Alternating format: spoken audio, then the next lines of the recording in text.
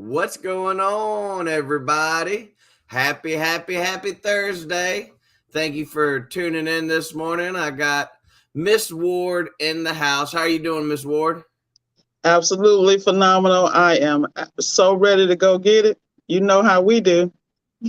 Yeah, I love coming on here on Thursdays with Miss Ward because she always gets me pumped up.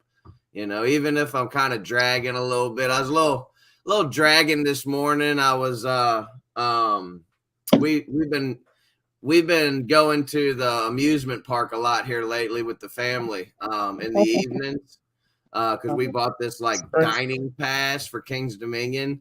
So we've been having some late evenings at the amusement park, which wear me out. Like so much walking and so much food. I like to think that the walking counterbalances the ridiculous amount of amusement park food I'm eating, but I know it doesn't. So happy Thursday, everybody. Thank you for joining us. Um, we got Dr. Dan checking in. How you doing, sir? Thank you for coming on today and spending your Thursday morning with us. Adam, how you doing, brother? Good to see you.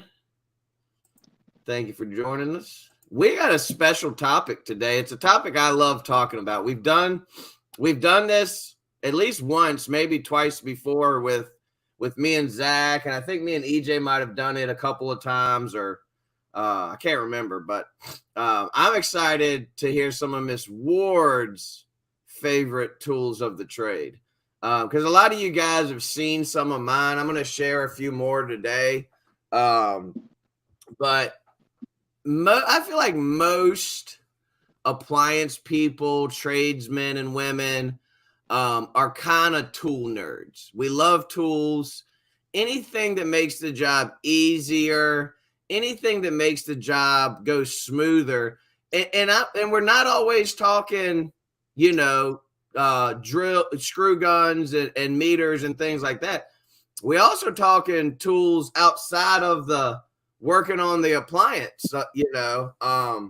There's other tools in this trade that you definitely talk. But today, we're mostly focusing on tools that are out in the field with us, what we take on different jobs. I got some of my go-to tools. I don't know what Miss Ward's got. She's been messing with a lot of things in the background, so I'm excited to be honest with you. So we're going to get this thing prayed in and get going. You want me to pray, Miss Ward, or? Sure, you can go ahead, man. You got it. All righty. Father, we just thank you for this day. We're thankful that we get another opportunity to be together to talk about you, lift you up, lift each other up, and just enjoy this day, enjoy this time in the morning where we get to focus our day on serving others and helping others, blessing our customers, dealing with whatever obstacles come our way. And we can only overcome those things with your help, Lord. So we thank you for the help you give us. Forgive us for when we fall short, and thank you for your grace and your mercy on us every day. Thank you for Miss Ward. I thank you for what she does for this industry. Thank you for the friend that she is to me, that she's always there and always checking on me and making sure I'm good.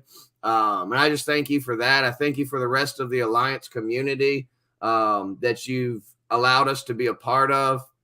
And we just thank you for the opportunity to get together on the World Wide Web and talk about tools and talk about life and talk about business. Thank you for everything you do. And it's in your son, Jesus' name we pray. Amen. Amen. So we're just going to drop a quick verse today. I read, everybody knows I love my Proverbs. I read the first verse and I was like, that's what I'm sharing. So Proverbs 29, today is the 29th. The first verse says, whoever stubbornly refuses to accept criticism will suddenly be destroyed beyond recovery. The King James Version says, he that being often reproved hardeneth his neck shall suddenly be destroyed, and that without remedy. we're not going to go into that verse. If you don't understand what it means, then maybe you need to read it a few more times. But it definitely spoke to me. I have trouble sometimes accepting criticism from others, but I've learned over the years that those that love you and care about you will reprove you and will let you know when you're slipping. So be mindful of that in your walk and everything you do. So I'm excited to get into some tools, man. I have my go-tos, but I want Miss Ward to get this thing going. I'll share a few of mine. I brought my diagnosis bag in that I take in on every trip, and I brought a couple extras. I wanted to kind of show you guys what I bring in on every single service call. What you got, Miss Ward? I want to see something. Believe it or not, you know me, I'm always about the bag. This here is one of my favorite tools, okay? This is the propane scale that I use for R600. And it's reason it is because the thing about me is, if I'm going to spend money on anything, I'm spending money on my tools, you know? So what I'm going to do is I'm going to turn the camera so you can kind of see. Give me 1 second here. I don't know if you guys can see this here. Oh, yeah. This is the setup. And the reason why this is one of my favorite tools is not just because of how it works and how well it works for me and the durability, but also it talks to me about my maturity as a technician. You know, I got in the game about 2019 and I was really kind of managing subs and, you know, I was learning the basics, but it signals my growth. Another one of my favorite tools, of course, is this. This is my Testo 557. And, you know, it took me a long time to use this. I have regular gauges, but it once again speaks to my maturity as a tech. I mean, I actually had this for 6 months before I ever used it. I was intimidated by the product. And it's just like our cell phones. How many people know how to do everything on your cell phone? Like every ability it has. So I'm just looking forward to growing as a technician, as a business owner, and being able to expand and bring more profit by really becoming versed in these. These are 2 of mine. Yeah, I'm going to send it back over to you while I grab some more stuff. All right. It's funny you showed that scale because I literally just got that scale last week. I haven't even used it yet. Love it. My main sealed system guy that was doing all my sealed systems, Zach Baby Boy Rodriguez, is moving on. Shout out to him. He's moving on to the HVAC field. So looks like your boy is getting back on the torches, and I'm going to get back out there and do my thing. I haven't done sealed systems in a long time. And to be honest with you, when I was doing them, I didn't do them for a long time. So it's almost like relearning the whole thing. I have that foundation, but I'm kind of excited about getting back out there and sharpening that sword a little bit. Well, let me see. What do I want to go over first? Well, I'll go over my basics first. This is what I carry in on every single service call. Just very small bag. That's the first thing you'll notice. I know that there's guys and gals out there that carry in massive, massive tool bags. And I'm not knocking that. I'm not telling you what to do. But I will say this. I can complete 90% of what I go out on with this and this. My Bosch. I saw somebody dissing the Bosch recently on a thread on Facebook. I don't know how you could diss this thing. I absolutely love this. We buy the kits. Every technician gets one of these. We buy the one that comes with the impact and the regular chuck drive. 99% of the time I'm using the impact. But obviously, tool bag. I keep my meter either clamped to the side of it or inside of it. I do rock the Klein.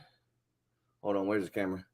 The Klein CL800. Love that meter. I have another little bag inside that bag that has all of my leads, my alligator clips, my jumper wires, all that stuff. And I will say this. I know I've promoted this tool a million times. This stays in my pocket. This doesn't even get that anything that stays on my actual person. I'm going to show you a couple here, and I'm showing y'all real simple stuff today. I carry a lot of stuff on my actual person too. First one is this. I've shared it many times. Zach Kreider turned me on to it. It's the Klein electrician's ratchet. It's got the 1/4 inch on one side, the 5/16. It's got the thumb drive. It's one of those tools that when you need it, and it's helpful. And a very, I'm going to share a very underappreciated tool that you can get for free 99.9% of the time. And it's really, really handy. And that's these tiny little screwdrivers that every supply house gives out. 99% of the time, they'll give you one if you ask for one. I keep one of these in my pocket at all times. This one has a magnet on the back of it, which is handy for, grabbing something you can't, that screw you just can't quite reach that you dropped, because we all drop screws. But man, I probably use this tool more than anything. It's great for grabbing that little terminal that won't come off. It's great for prying that little piece that's being stubborn. It's just a great little tool. I'll bounce it back to you, Miss Ward, because I can talk about tools all day. All right, this right here is my baby. This one here, it comes with several attachments. This is my little Makita. Excuse me, Milwaukee. God, forgive me, Milwaukee. I grew up on Makita. But anyway, I love this because I have the magnet right here, okay, to grab everything, to hold my screws. I love the fact that I can make this smaller. It has several different attachments it's even got an attachment that has a chuck. Of course, I always use this attachment, which is the offset one. I'm kind of trying to figure out what's going on with my calendar here. So it's offset, and I put it on. And this is just lightweight. I can adjust the torque. It's great for working in appliances because I'm not going to break anything. Now, now I have a full DeWalt set, and when I have some stubborn stuff I'm working on, I pull that out. But 99%, this is what my go-to is. My other favorite tool, once again, speaks to my maturity as a technician, is my R600 gauges. This is what I mean about walking into those areas that many are intimidated by, but you step in and go get it. And anytime I pull out the gauges, whether it be this, the Testo, or that one, it's a bag. It's a real bag, and that's what I love about that. I agree with you with the screwdriver, with the little pocket screwdrivers. I keep that. I always keep a pocket light. Like I picked up a light, and you know how we always picking up stuff. So I probably got 20 lights like everybody else. But I picked up they had a little, how they have the little inexpensive bins with the tiny lights. I was in Tractor Supply because I'm always in those kind of areas. And I picked up one of these lights, man. The thing is great. But as far as tools, that tool you turned us on to starts with a W, Weibo or something, the one with the green screwdriver. The Ware, yeah. I bought that immediately. I had one of those Sidewinder the Klein Sidewinder too. Oh yeah. And let me go ahead and break some stuff out now. You brought up the Ware. I wasn't going to bring out the Ware because everybody has already seen it. These are the other parts of my Testo. I don't even have to pull anything to check the pressures. Everything's Bluetooth. Definitely worth the investment. Let's not even talk about the vacuum gauge.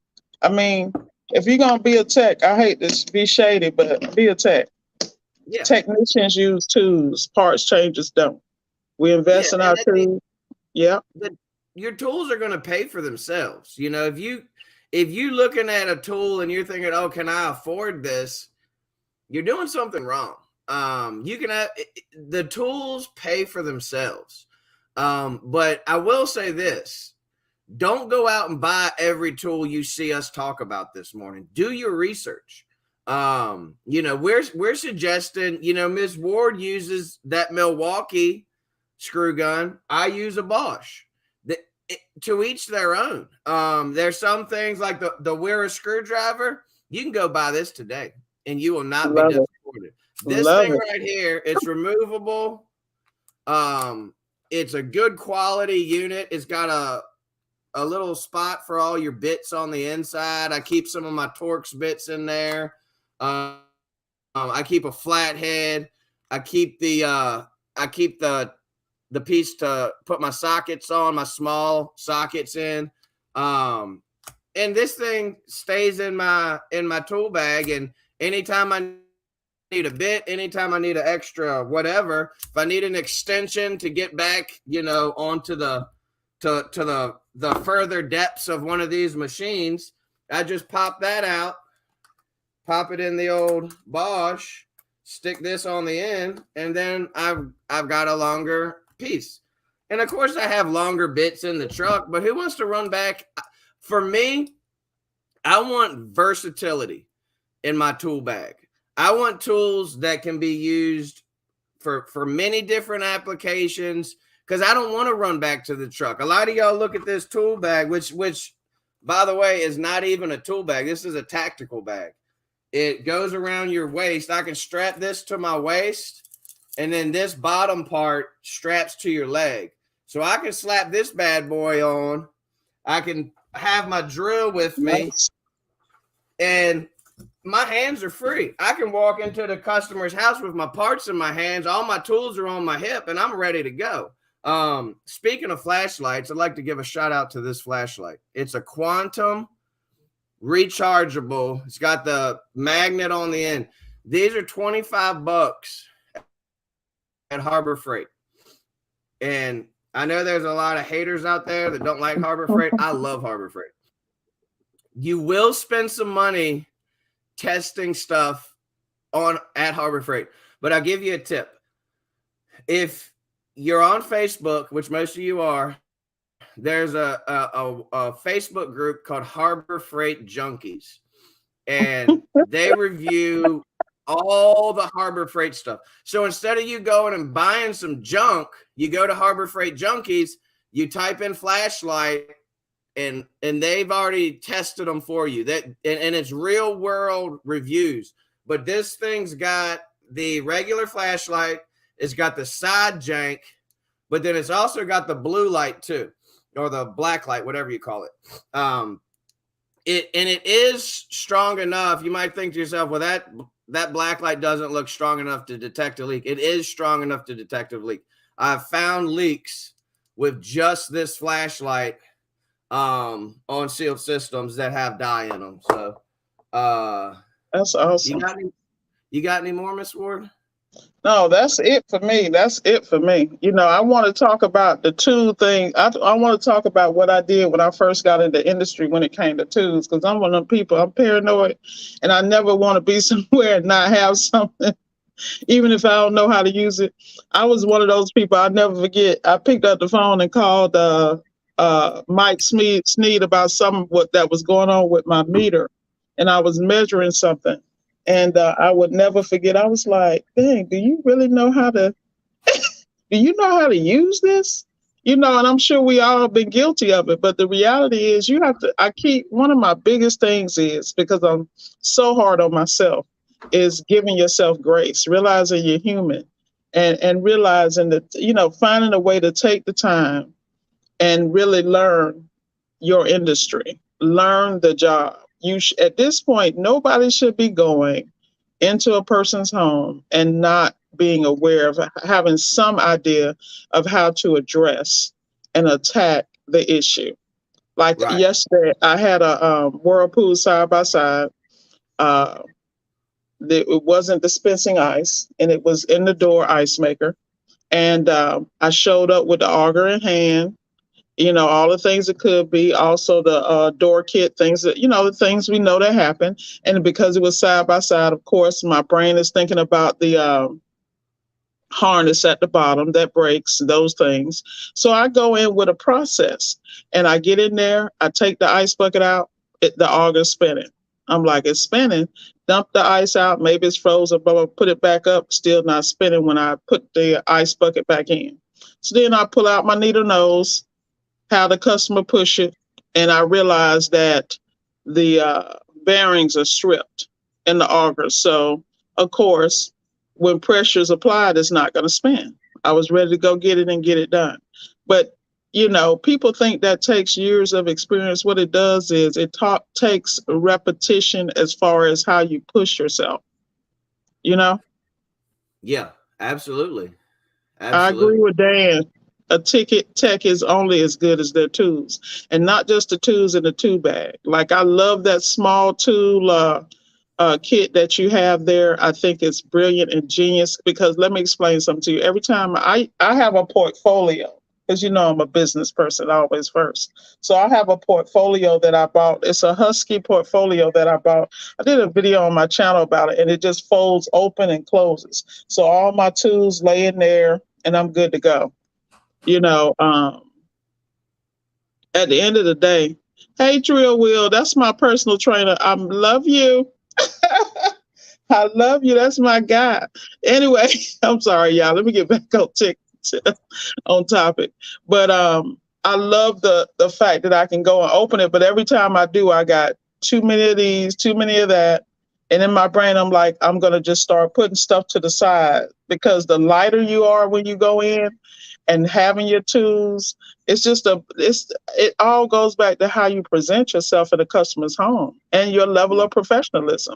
The last thing you want to do is be scrambling. But you see what that you're doing, TK, that just shows you've done this enough times, you know what you need. And when you go into a job, if you need anything extra, you've been doing it to the point, okay, I'm going to bring this, but I know I need to have this on standby. And that's just really being focused on the profession and how you present yourself. Yeah, absolutely. And I mean, I've had every type of tool bag there is. I've had the open top tool bags. I've had several different backpacks. And there's nothing wrong with all those things. But for me, I'm at the point now where I know exactly what I need for a job. And the only tool that I have to run out for, I'm going to show this next tool, and I have to run out for this tool quite frequently. But when you run out for this tool,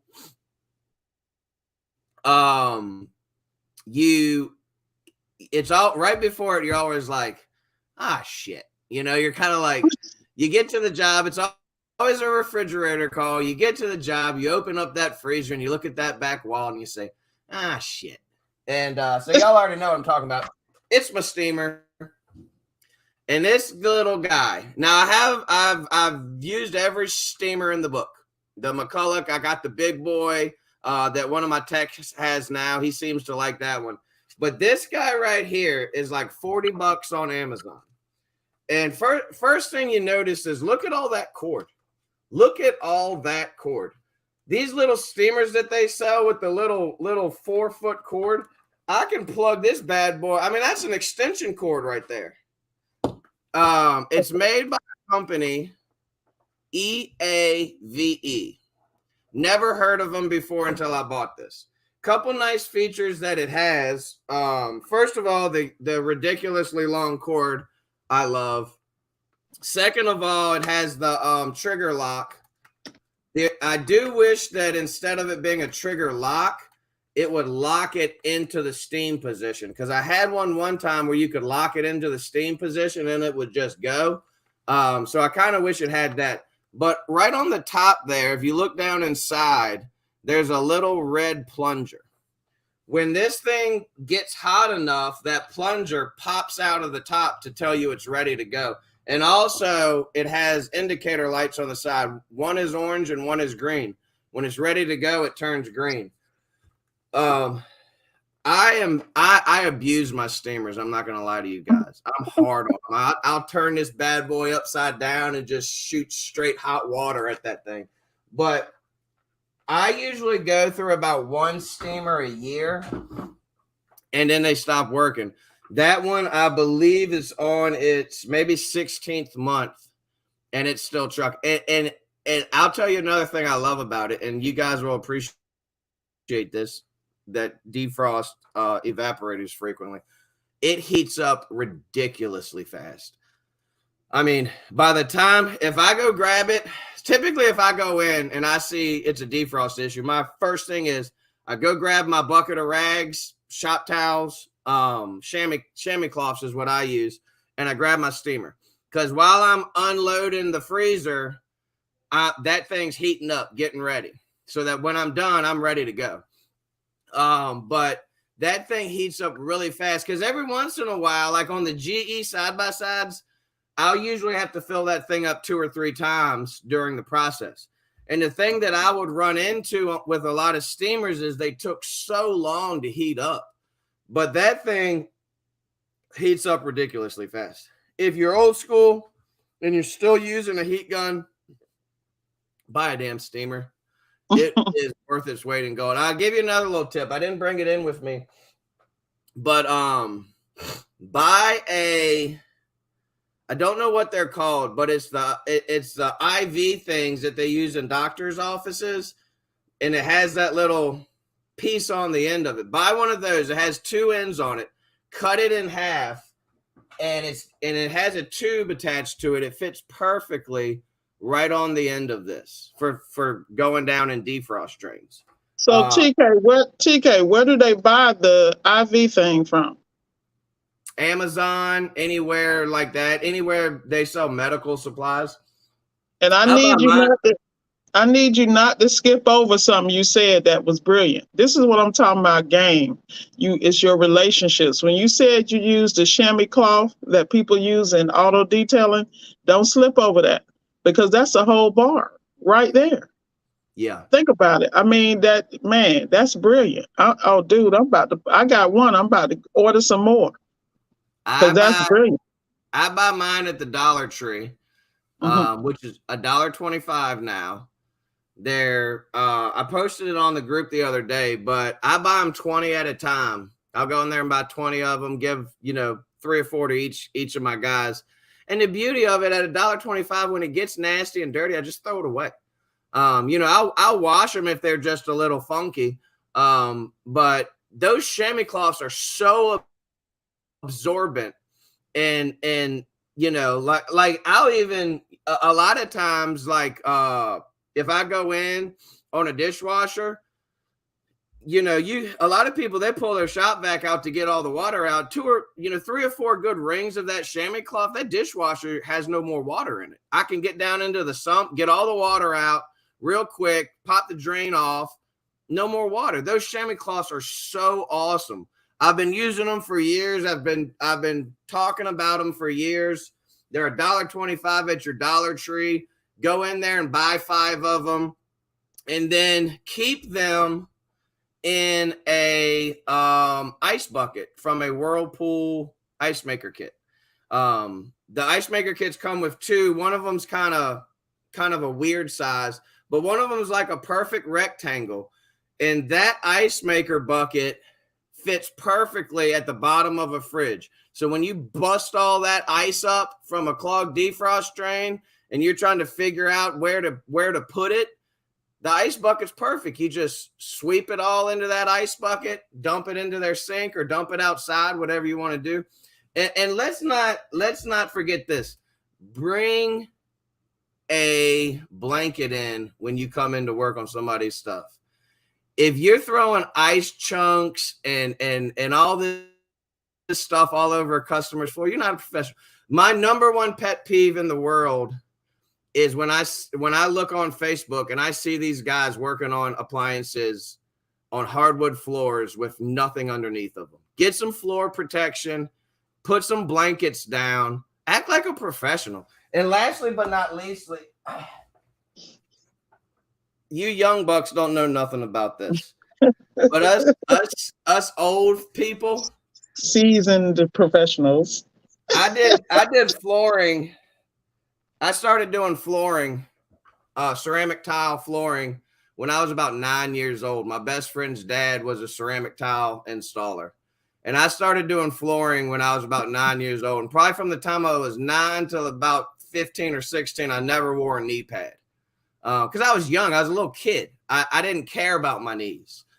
So my knees are beat up. There's no hair. Like I have hairy legs, but my knees are absolutely bald because of all of the thousands of square feet of flooring I've crawled around on. So I protect my knees. And for you young bucks out there, more power to you if you don't want to, but listen to some sage wisdom here. Protect your knees, protect your back. I've got back problems that pop up out of nowhere. So protect your, our body. We're only getting one of these. So take care of your body, especially you young guys that think you're invincible. You're not invincible. Get you a knee pad. And that's all I got, Miss Ward. Well, one last tool I want to talk about is my aftershocks. The reason why I like aftershocks is whenever I go into a home first of all, these match my outfit, so I always got to be fly. But again, past that, they work really well.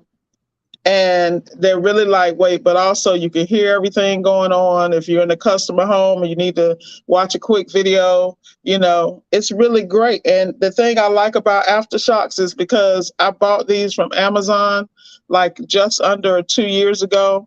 A part of it broke. They have like a 2-year warranty where you just reach out to aftershock. They just sent me a brand new pair.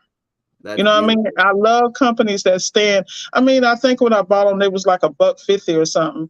But the reality is that they paid for themselves. The company stood behind the product. It wasn't no big deal. I just sent them my Amazon receipt, and it uploaded it, and I was good to go. So I'm always down for companies and technology, but companies that stand behind their brands. And you know what I love about those hands-free earpieces?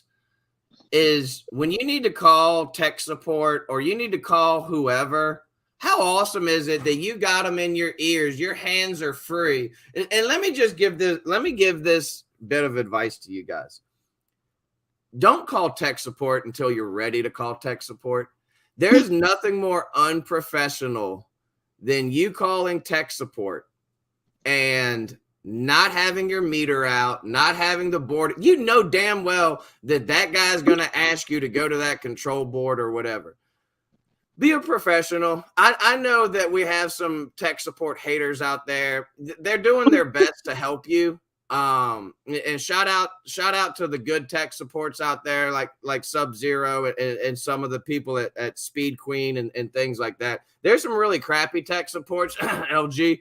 But either way, when you call them, be ready. Have your meter out. Have your leads ready. Have your board already accessible.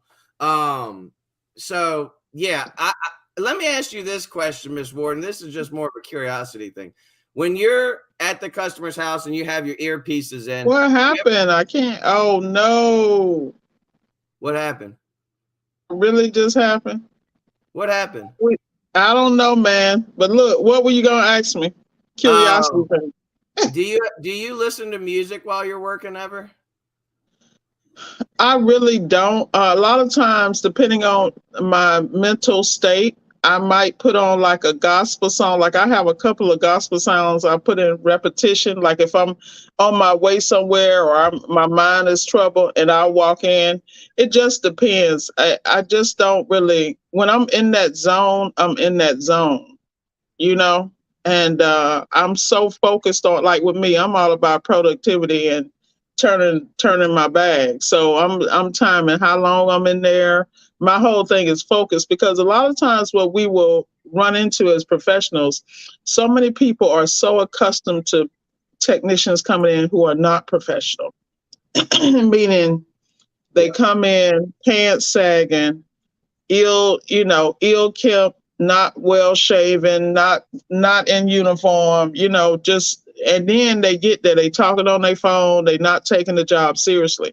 I pride myself on going in and being extremely professional and focusing on the task at hand. Now, sometime I might have gospel on or something like that, but it's only if I'm in a zone, because I'm so Yeah. busy focusing on my discernment. You know, I'm male or female. I always caution people, listen to your spirit before you walk into somebody's home. That need to be a topic we talk about, safety Yeah. of Yeah. technicians. That Because discernment is huge. I'm telling you, saw I had a customer in a very nice neighborhood that was at the end of a cul-de-sac, and it was a bunch of woods in the back. In my brain, I kept thinking helter skelter. Don't ask me why. Because it was one of those customers I had kind of written off, because every time I went to serve them, they were not available. They had an accident. It was something.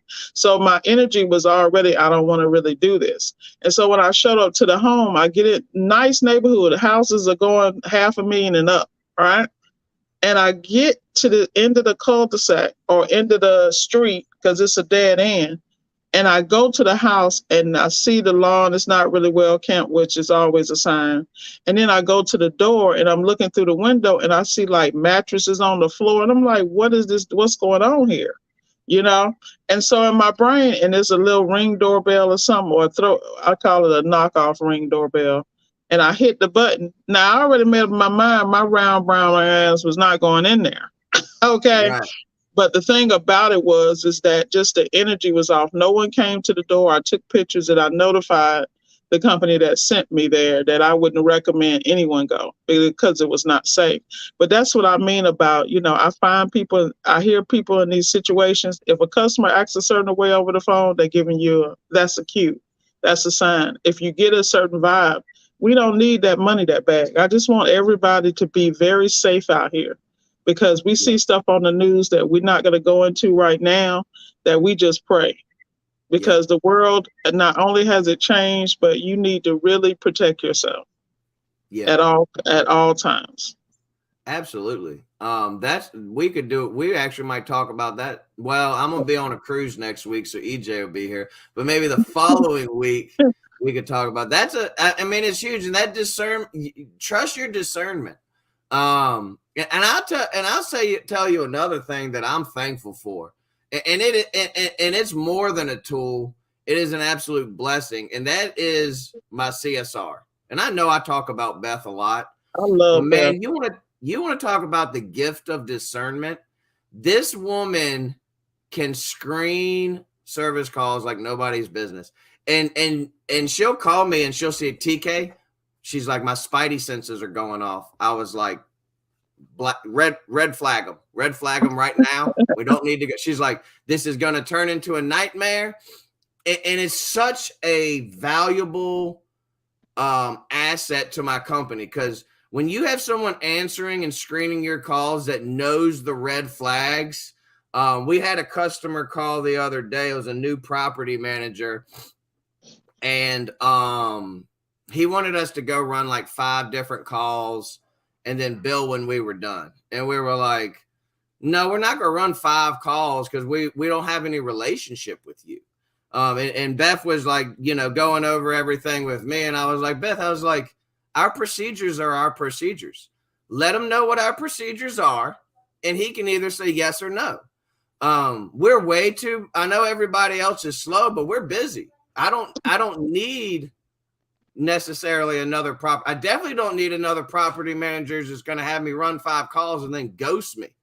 But she's just, while we're talking about tools and discernment, if you have a CSR that has the gift of discernment and can screen those calls and see those red flags when they pop up, man, they're worth their weight in gold. We got a few comments I want to go over real quick. Paul said he uses the Wagner wallpaper steamers. I've heard of people using this thing. It's for wallpaper. And I've heard good things about it. So I might have to. I have a hard time getting away from my new little steamer I use. JAR Appliance checking in. Good morning. EJ said this stuff is fire.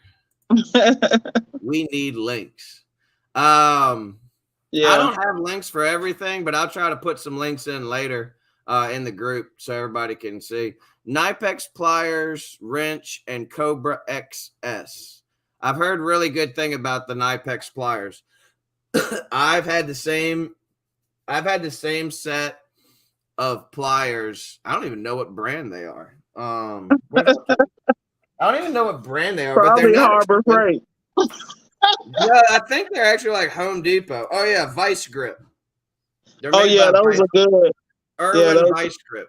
And Yeah, I've had Irwin. these. I think I've had these my entire appliance career, and they're not in the best of shape. You can see they're a little rusty, and they've been through the ringer. But I have the whole set, so I keep these little guys in my tool bag, because 99% of the time that's pretty much what I use. And let's not forget about this guy, the Vampliers. If you do not have a set of Vampliers, you don't need to do your research. The research is in. Vampliers are worth their weight in gold. When you have that stripped out screw that's rounded out and won't come out, the Vampliers are the way to go.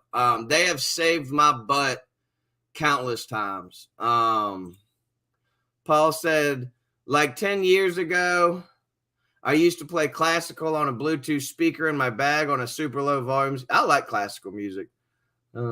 Yeah, I'm pretty much the same as Miss Ward. A lot of the times I need to focus and I don't play music. But if I'm going in there and I got to defrost an evaporator, or I'm doing something that I've done a million times before and I know exactly what to do, I'll throw on a little music in the background. I listen to a lot of reggae music. I like reggae.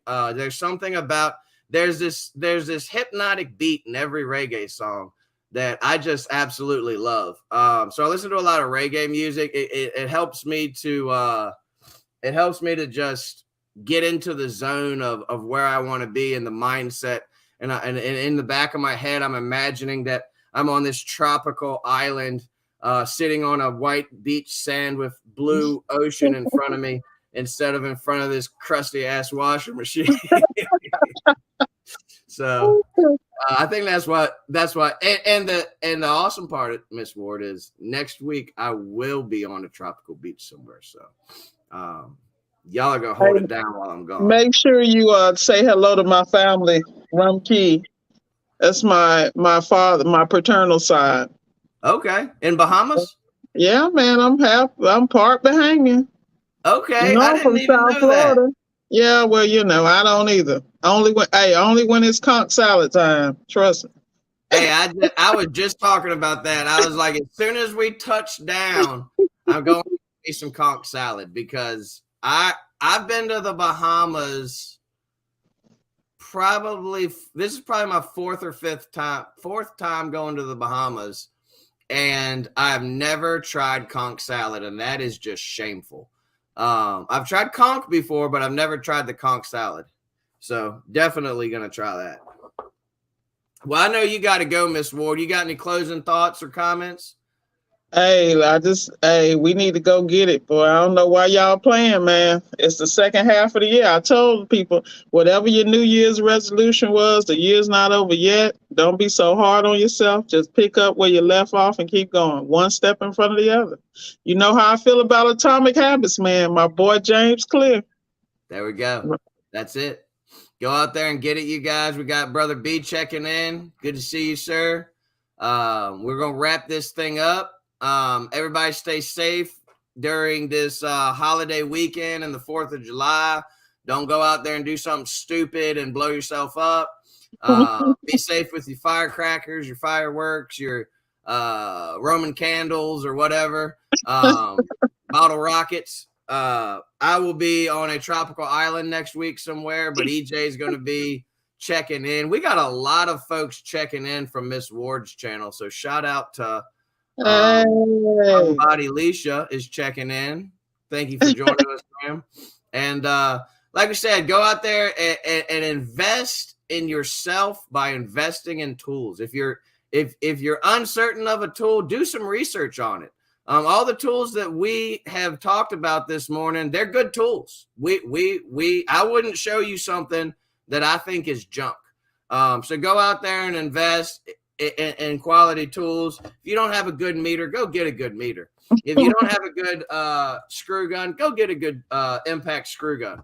And invest in yourself by investing in your tools. We hope you guys have a great rest of your day. EJ and somebody will be on for Freestyle Friday tomorrow, and we will check you next time. Peace.